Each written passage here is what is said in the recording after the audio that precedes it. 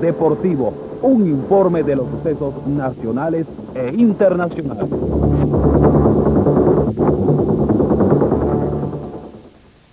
Amigos, el 1981 político tiene este rostro de collage, un rostro que es mil rostros y que estuvo todo el año asignado por rupturas violentas. Porque amigos, 1981 fue un año que ustedes y nosotros sabemos se caracterizó por la discordia y la desunión política. Durante este año que termina, escuchamos llamadas al diálogo que jamás fructificaron en una concertación o pacto social necesario. Y para remate, a la falta de coincidencias se le añadió una especie de hipismo electoral, de candidatomanía, con un irracional adelanto de la campaña. Crisis internas consumieron a dirigentes y organizaciones, apartándolos de problemas fundamentales que exigieron una energía política derrochada. Consideramos que el aniquilamiento del diálogo, el hipismo electoral y la candidatomanía caracterizaron políticamente a 1981. ¿Optimismo para 1982? Sí, porque en un país donde todo parece estar eternamente comenzando, ¿por qué no creer que este año que se inicia dentro de poco será el de un acuerdo fructífero de voluntades políticas que coloque a nuestro país por encima de intereses personales y de partido? Porque 1981 no fue así. Y eso que iniciándose enero, el secretario general de COPEI, Eduardo Fernández, invitó a Acción Democrática al diálogo, y ese mismo día, 28 de enero, Edesio Larriba Araujo extendió ese llamado al resto de las organizaciones políticas.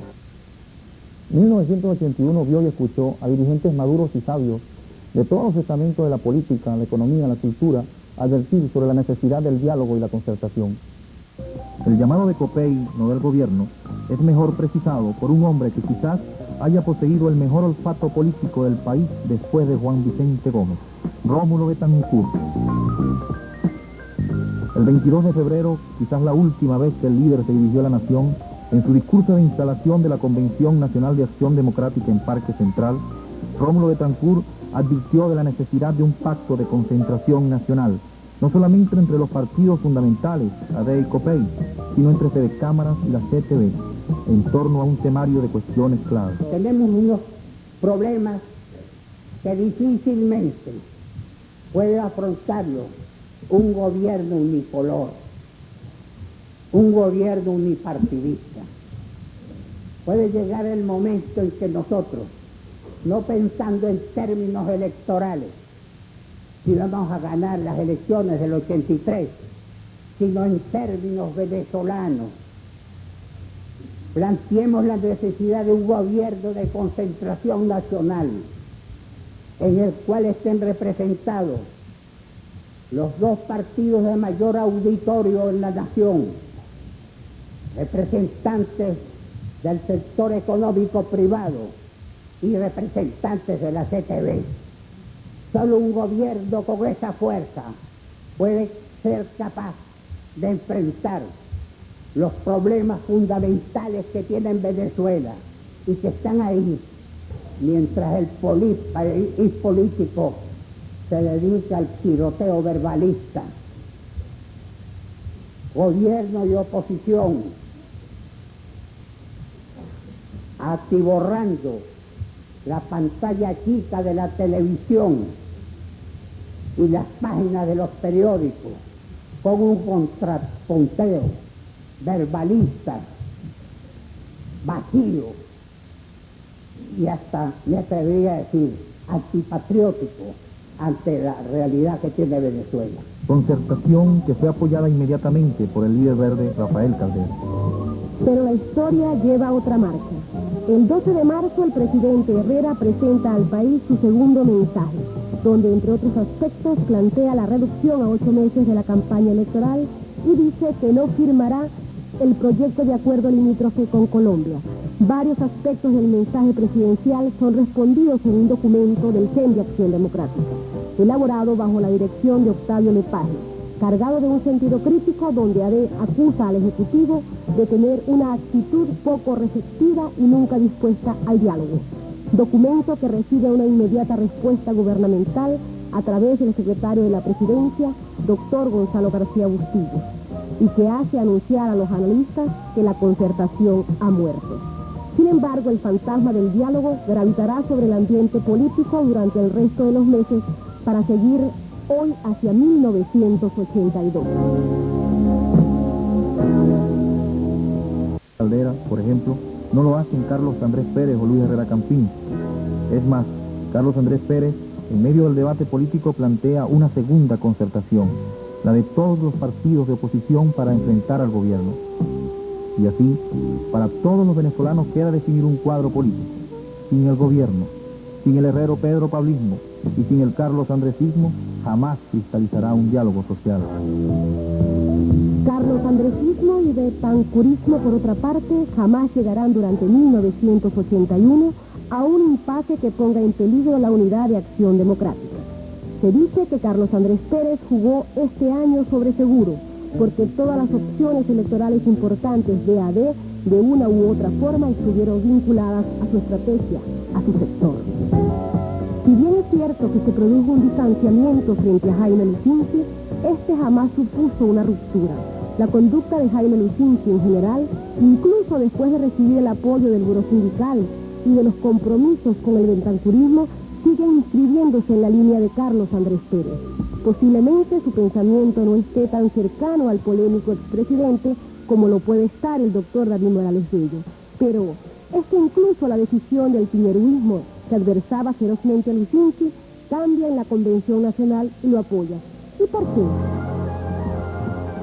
No lo hace porque el médico era su mejor candidato, sino porque al tomarlo, escogían para ese piñeruismo la opción menos radical del Carlos Andresismo, que encarnaba, por ejemplo, David Morales Bello.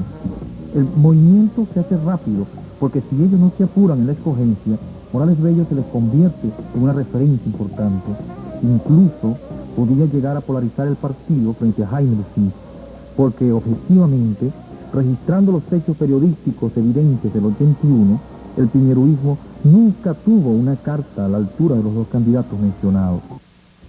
Y no por falta de mérito, sino por otras circunstancias. Porque es de hacer notar que don Rómulo Betancourt y Gonzalo Barrios jamás en 1971 jugaron a la división, sino a evitar la crisis. Cuando Rómulo Betancourt en los últimos años deja un poco el ejercicio político, Gonzalo Barrios lo asume con su cuota de poder, autoridad y prestigio. Y Gonzalo Barrios, sin ser nunca instrumento, deja adivinar un poco el pensamiento betancourista, quizás disuelto en ese estilo característico de Gonzalo, agudo, refinado, equilibrado, denso y sobrio. Aparte de que Acción Democrática, cuando examina las encuestas, en ellas descubre una posibilidad de gobierno, que también contribuye a su unificación frente al poder como todo partido moderno. Así, la salida de Lucinchi de la Secretaría General como primer paso de un acuerdo con el Buró Sindical, la asunción de esa Secretaría General por el gremialista Manuel Peñalver, la convocatoria con fecha fija de los colegios electorales para el 16 de enero, muy pronto, y el que en toda la campaña se hayan inscrito y participado los aspirantes, todo esto nos hace decir que técnicamente, salvo que se produzca una crisis, Jaime Lucinchi será el candidato de Acción Democrática. Y AD, bueno es decirlo, quizás juegue de ahora en adelante más que a los atributos de su candidato a la opción política del partido, cosa que quizás en Copey ocurra a la inversa. Entonces, dentro de este cuadro, ¿cuáles serían los 3 eventos más importantes dentro de Acción Democrática en 1981? Bueno, señalaríamos rápidamente los documentos críticos al gobierno, los comunicados del mes de mayo, el del 6 de julio, el del 16 de ese mismo mes, el del 9 de noviembre, el discurso pronunciado por Carlos Canachemata, está la Convención Nacional de febrero, está el acuerdo electoral sobre la metodología y los colegios electorales, está el CDN y claro está la infausta muerte en Nueva York de don Rómulo Betancourt, quizás la noticia más aciaga de 1981. Después de una larga agonía, el expresidente Rómulo Betancourt murió aquí en este hospital, en el Doctors Hospital de Nueva York, en el piso 10. A las 5:06, el Doctors Hospital emitió un comunicado oficial reportando la muerte del exmandatario. El féretro con los restos del expresidente Rómulo Betancourt fue trasladado desde Nueva York a Caracas en un avión especial tras una ceremonia en la que hubo honores militares y lágrimas. Una banda de la Infantería de Marina de Estados Unidos ejecutó los himnos de Estados Unidos y Venezuela antes de la partida del aparato, arrancando lágrimas a algunas personas congregadas allí. 2:30 de la tarde hizo su entrada en la rampa número 4 del Aeropuerto Nacional Simón Bolívar en Maiquetía el avión DC-10 de Viasa, el cual transporta desde Nueva York los restos de don Rómulo Betancourt. El observador venezolano, en un despliegue periodístico sin precedentes, logró captar para toda Venezuela esa primera imagen de don Rómulo en suelo venezolano. Ven ustedes ampliamente en primera imagen el féretro abierto con el rostro de quien en vida fuera uno de los hombres más importantes de este ciclo de la Venezuela contemporánea. Rómulo, barro de pueblo, tostado de sol y de raíces, iluminado para siempre en la memoria de los venezolanos por la luz interior de los predestinados a hacer historia y señalar caminos. Luego de recibir cristiana sepultura, el tricolor que cubría el féretro del expresidente Betancourt fue entregado a su viuda René Harman y a su hija Virginia Betancourt. Aún después, las palabras de despedida de su partido permanecieron en el ambiente.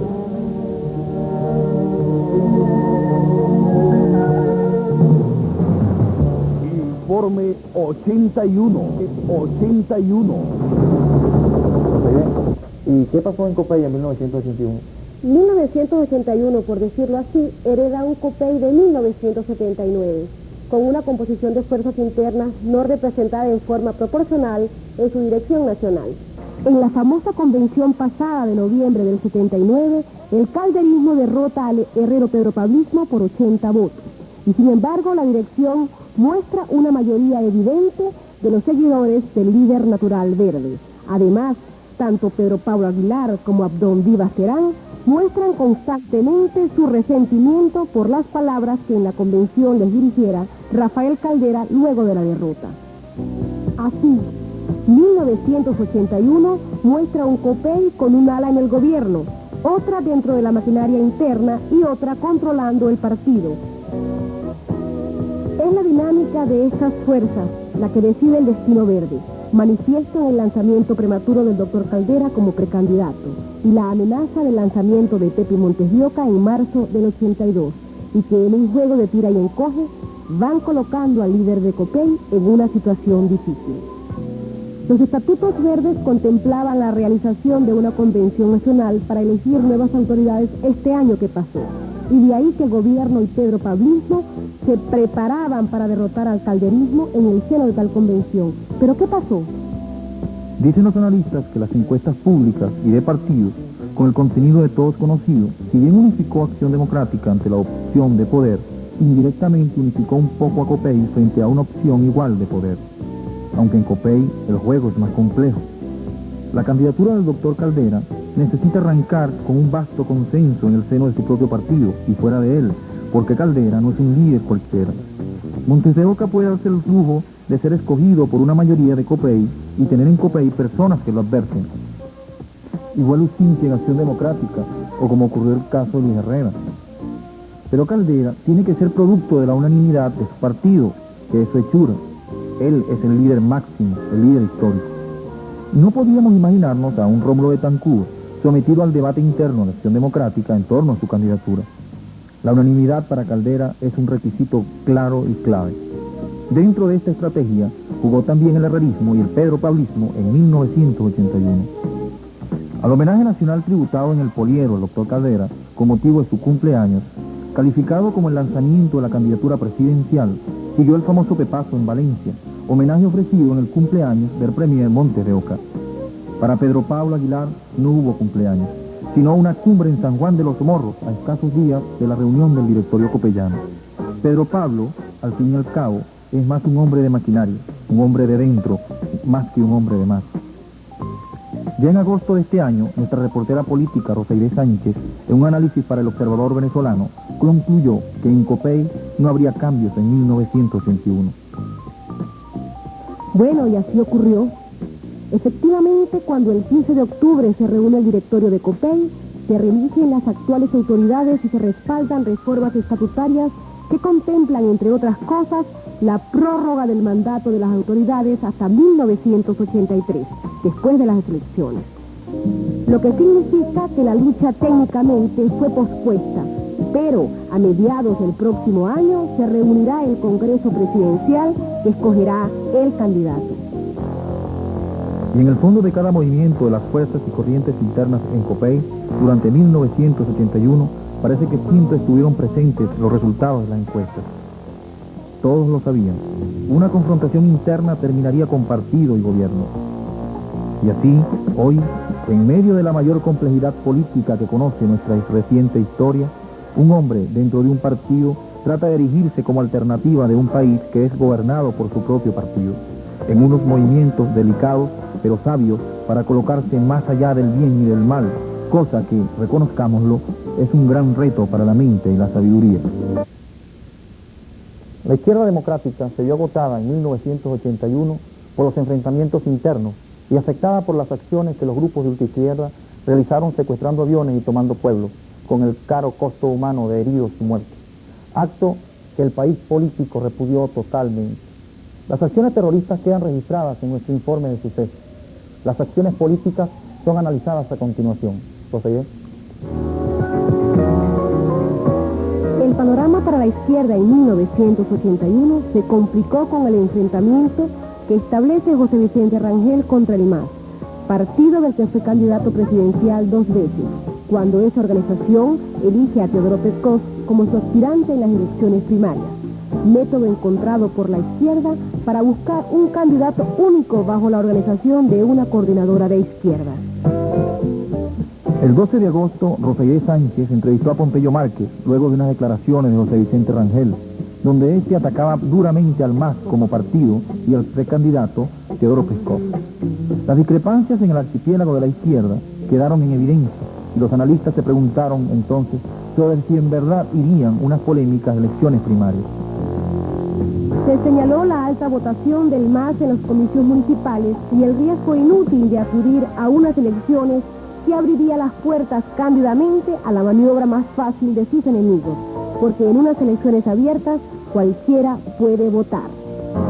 El intento unitario de la izquierda ha creado una curiosa situación, donde al buscar la unidad, la organización más fuerte se debilita al enfrentarse a los otros grupos, numerosos aunque minoritarios, y de negarla quedaría ante un electorado independiente como una organización sectaria antiunitaria. Esa es la tragedia del MAS en el seno de una confrontación que se abre el 82 con unas perspectivas polémicas y complejas. Las otras candidaturas de la izquierda lanzadas este año fueron la de Salón Mesa Espinosa, del MEP, y Moisés Moleiro, del MIO. Candidaturas que en la práctica adquieren un perfil simbólico para unos viejos luchadores, telón de fondo para evitar una polarización Pescoz-Rangel que aparece como inevitable. Se estima que las primarias se realizarán a mediados de julio del próximo año, de acuerdo a lo establecido en el Consejo Supremo Electoral. Los aislados crearon tensión en los límites con Colombia, nación con la que mantuvimos congeladas las conversaciones en torno al diferendo. El pasado 11 de diciembre nuestro país dio a conocer oficialmente a los gobiernos de Gran Bretaña y Guyana la decisión venezolana de no prorrogar el protocolo de Puerto España más allá de su vencimiento el 18 de junio de 1982. Protocolo firmado durante el gobierno de Rafael Caldera y que congeló por 12 años el artículo 4 del Acuerdo de Ginebra, acuerdo que había sido firmado en 1966 por el canciller Ignacio Iribarren Borges y que establece los caminos de la discusión definitiva en el plano jurídico y diplomático de un territorio venezolano, el Esequibo, arrebatado por Gran Bretaña a Venezuela en 1899 mediante un laudo de impuestos.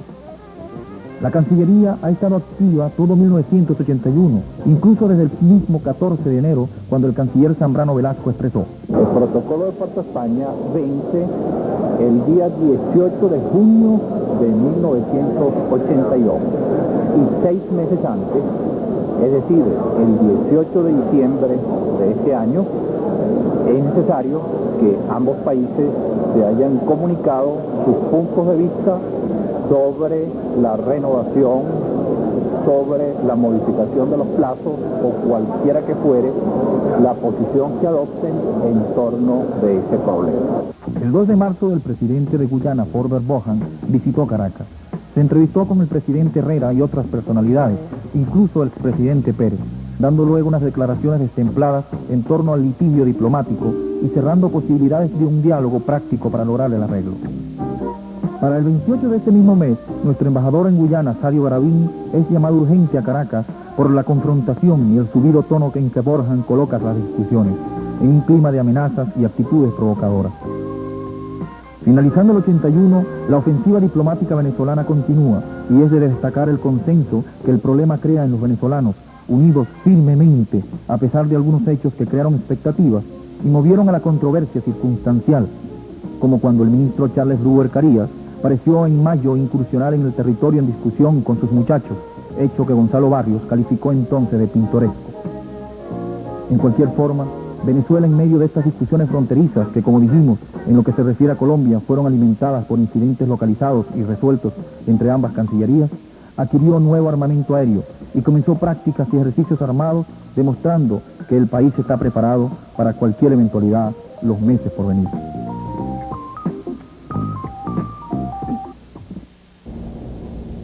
La posibilidad del sentimiento que nos permite la democracia origina en la primera quincena de diciembre una nueva polémica. Un discurso pronunciado por el comandante general de las Fuerzas Aéreas, general Maximiliano Hernández Vázquez, en relación a la compra de los F-16, hiere la susceptibilidad de los políticos. Hay reacciones, y el senador Octavio Lepage, autorizado por su partido, propone en el seno del Congreso el inicio de una averiguación en relación a la compra de estos aviones de combate. La averiguación es aprobada, pero el inicio de la misma quedará para Año Nuevo. El presidente Herrera ya ha realizado gestiones con el gobierno americano para concretar el negocio y ha explicado que la compra de los F-16 no implica el comienzo de una carrera armamentista en América Latina, porque no estamos abusando en la adquisición de equipos militares, sino por el contrario, estamos comprando lo que necesitamos, lo que nos conviene y para lo cual tenemos recursos económicos y humanos. Como importante podría calificarse la actividad desarrollada por el Gobierno Nacional durante este año de 1981. Decimos importante porque las gestiones del primer mandatario nacional no solo se limitaron a ejecutar, inaugurar importantes obras para el desarrollo del país, sino que la misma traspasó los límites de nuestras fronteras y la voz solidaria y democrática de Venezuela se hizo sentir en todo el mundo.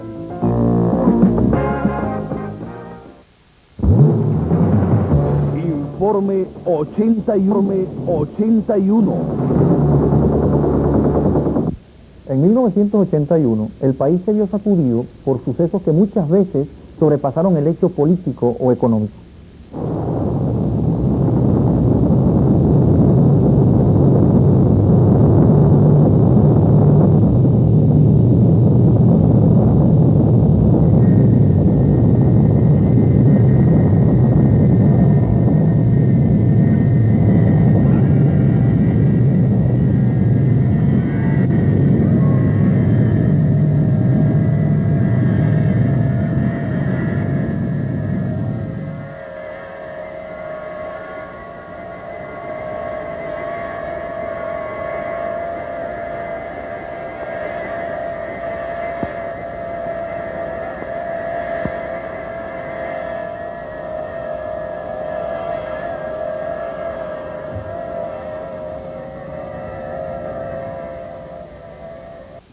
¿Por qué usted no me dice por qué mató a los muchachos? Dígame. ¿Ah? ¿Por qué usted mató a los muchachos? Chica, por cuestión de honor. De honor. ¿Y por qué si esos muchachos no le habían hecho nada a usted? No me han hecho nada a mí, me habían destruido mi hogar, Sandra. ¿Es un plan de eso? No, eso fue improviso. Sí. ¿De improviso? ¿Y por qué no los tres? ¿Y por qué los tres a la vez? Ah, porque se estaban burlando, lo que me querían comer una mamá de gallo. ¿Cómo los mató? ¿Con qué? ¿Usted le hizo disparos? No, ¿Los mató con la mano? estrangulado. ¿Sí? ¿A todos tres? No, a los dos, ¿Los dos? ¿Y a Martín? posteriormente.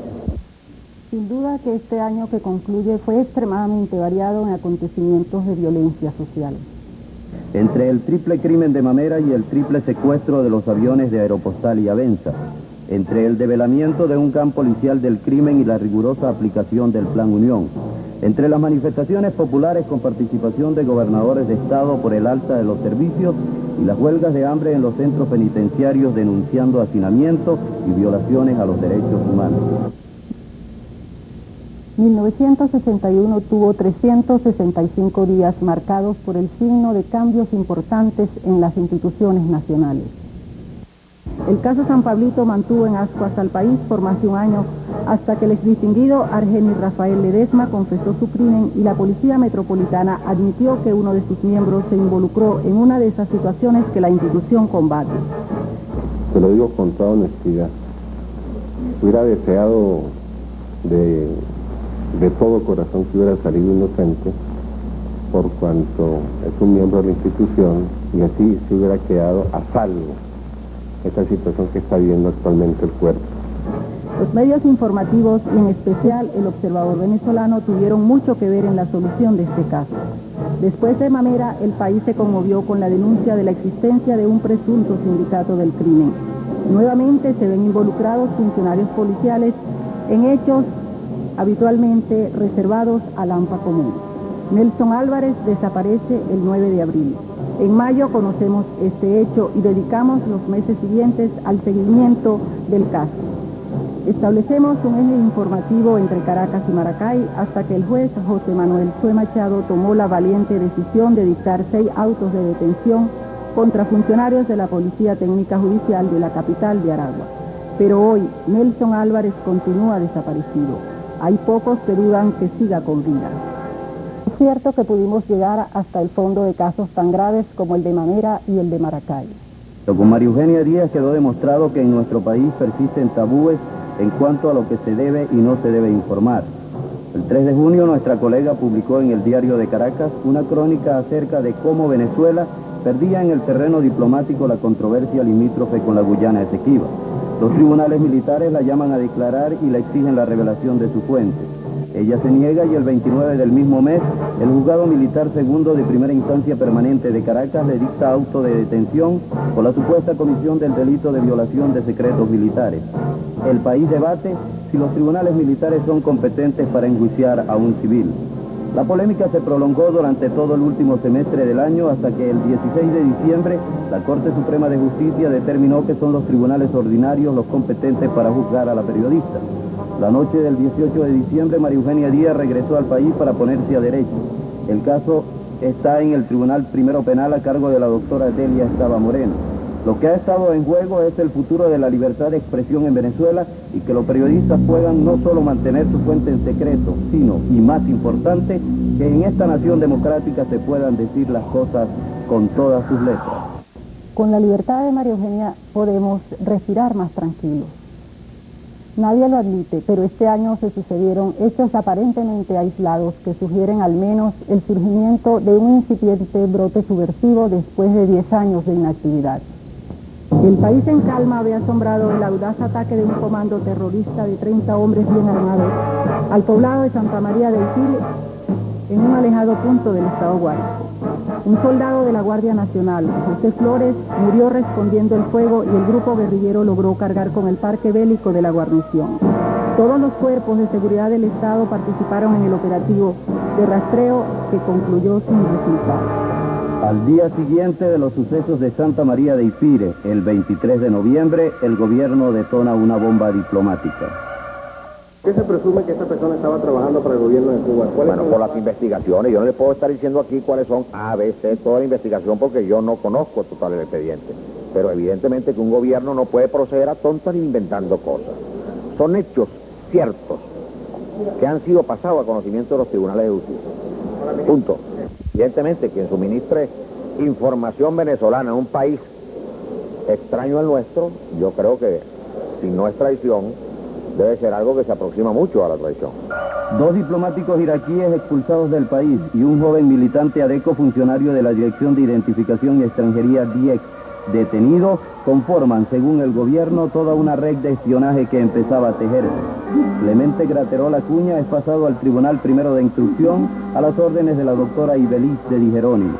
Tanto Relaciones Interiores como la Cancillería dicen que el caso está cerrado. Lo mismo pensaba el aún director de Defensa Civil, general César Guerrero Zambrano, cuando el 5 de septiembre Raiza Ruiz y sus 3 compañeros de viaje recibieron cristiana sepultura. La YB-244 Charlie salió de Puerto Ayacucho el último día de agosto, pero no llegó a su destino. El reporte del accidente movilizó un operativo de rescate que rastreó cientos de kilómetros de la tupida selva amazónica. Las esperanzas de encontrar con vida a los ocupantes del aparato decayeron y una semana después de la desaparición, la búsqueda se dio por concluida. Entonces la jungla devolvió a una diminuta mujer desfigurada por las quemaduras del rostro, debilitada por la deshidratación, aterrorizada por la traumática experiencia. Si Raiza Ruiz estaba viva, ¿a quién sepultaron con su nombre? La exhumación que siguió dio la respuesta y provocó el escándalo nacional. Sacos de cal y huesos de animales pequeños. Espero que esta vez la justicia venezolana haga gala de su nombre y quede con los verdaderos responsables de toda esta atrocidad que se ha cometido no solo contra mí, fue contra mí en este caso, pero esto es una burla terrible contra el pueblo venezolano. Y esto evidentemente que se tiene que pagar de alguna forma. Yo le he pedido justamente al Ministerio de Relaciones Interiores que aclare bien ante la opinión pública lo que sucedió en este sentido, ¿no? Porque, les digo, yo sé que Defensa Civil ha trabajado admirablemente bien, no solamente en esos casos, sino que viene de cumplir una labor humanitaria, social y patriótica en la época de las inundaciones que la hace acreedora al reconocimiento nacional. Los 38 pasajeros que viajaban entre Duaca y Barquisimeto en un colectivo no pudieron narrar su historia. Solo restos humeantes de un Volkswagen, un camión cisterna y el autobús quedaron como testimonio póstumo de uno de los peores accidentes viales de la historia automovilística de este país. Estos hechos de imprudencia, la única forma para que no ocurran estos accidentes es que nuestros conductores tomen conciencia cada vez que conducen por la carretera, ya que el mayor porcentaje de accidentes no sería fallas mecánicas sino fallas humanas.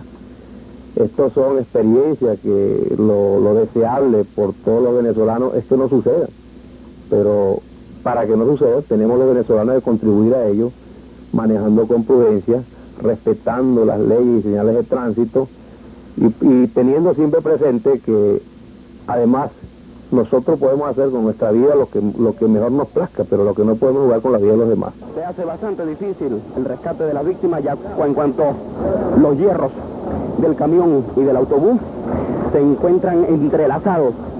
Podemos observar gran cantidad de víctimas, personas calcinadas dentro de la cabina del autobús. No quedó absolutamente nada de esta unidad autobusera. Según declaraciones de sobrevivientes, esta unidad llevaba 100 personas en su interior.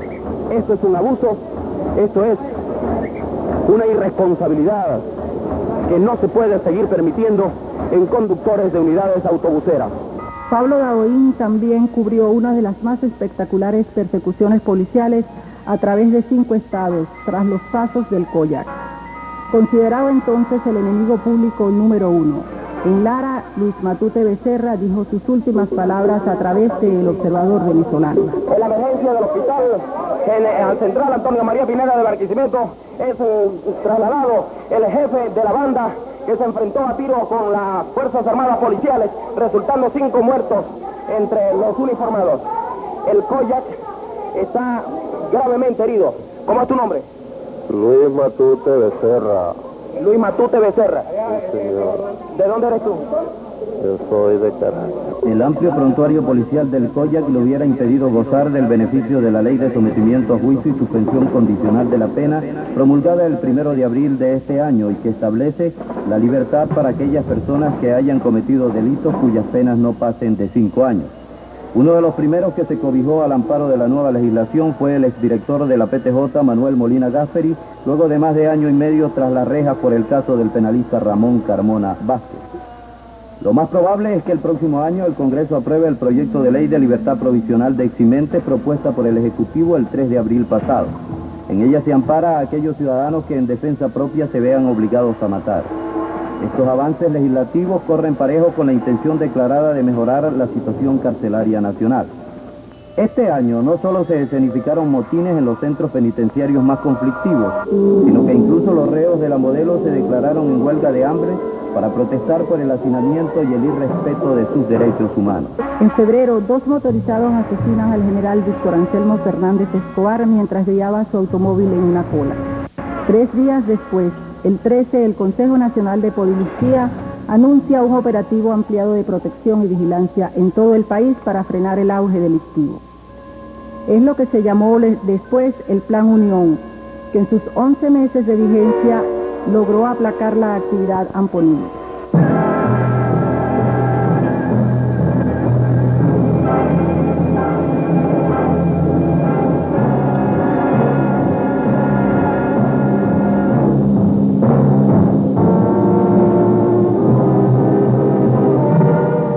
Las autoridades luchan a lo largo de todo el año contra el enemigo social, pero tienen que vérselas al mismo tiempo con el enemigo natural.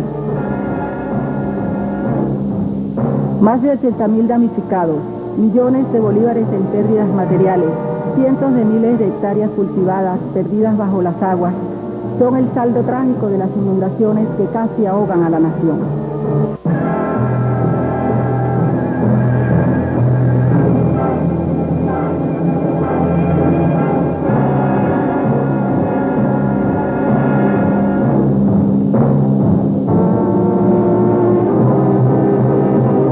La capacidad y asombro de la nación fue colmada el 7 de diciembre con el secuestro simultáneo de 3 aeronaves venezolanas de Avenza y Aeropostal con 200 pasajeros a bordo.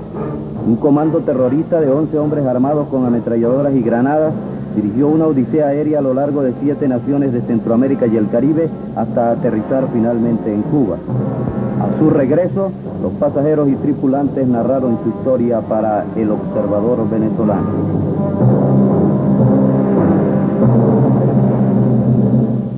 Por culpa del gobierno guatemalteco, que casi nos matan, iban a volar el avión. En Cuba nos recibieron mejor que en Colombia y que en Guatemala. O sea, nos dieron muy buena atención, buena comida caliente, lomito. ¿Usted le tocara vivir esta experiencia de nuevo? ¿Le gustaría vivirla? Bueno, no deja de ser emocionante. Informe 81.